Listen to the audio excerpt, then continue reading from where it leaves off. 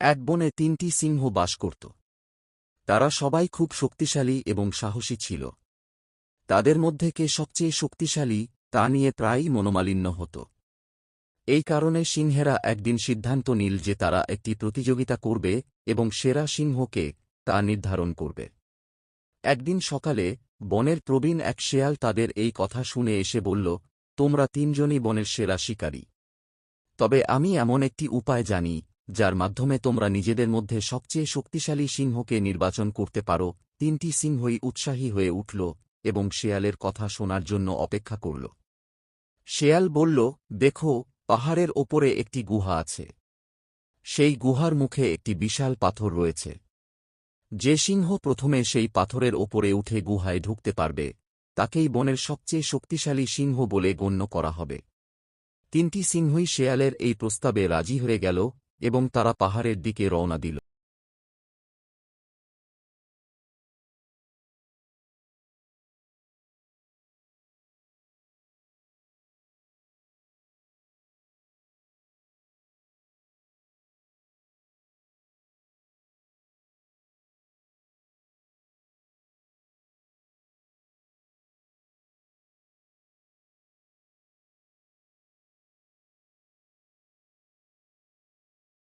প্রথম সিংহটি খুব আত্মবিশ্বাসী ছিল।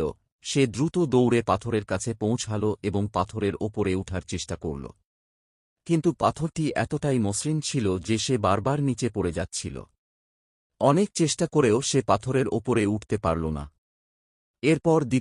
এরপর দ্বিতীয় সিংহটি চেষ্টা করল।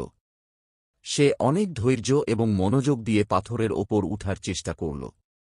কিন্তু সে যখন পাথরের মাঝামাঝি পৌঁছাল তখন তার পা পিছলে গেল এবং সেও নিচে পড়ে গেল।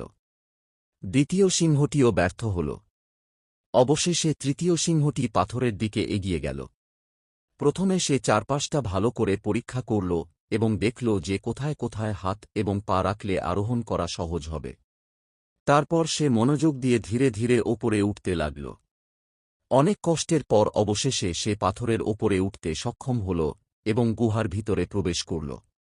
তৃতীয় সিংহের বিজয় দেখে প্রথম ও দ্বিতীয় সিংহ সম্মান জানিয়ে তাকে বনের সবচেয়ে শক্তিশালী সিংহ বলে মেনে নিল। তবে তাদের মধ্যে কোনো ঈর্ষা ছিল না, বরং তারা সবাই মিলেমিশে একসাথে বাস করার সিদ্ধান্ত নিল এবং শক্তি ও জ্ঞানের গুরুত্ব বুঝল। এই গল্প থেকে আমরা বুঝতে পারি, আসল শক্তি শুধু বাহ্যিক নয়, কৌশল, ধৈর্য এবং জ্ঞানের সমন্বয়েও নিহিত।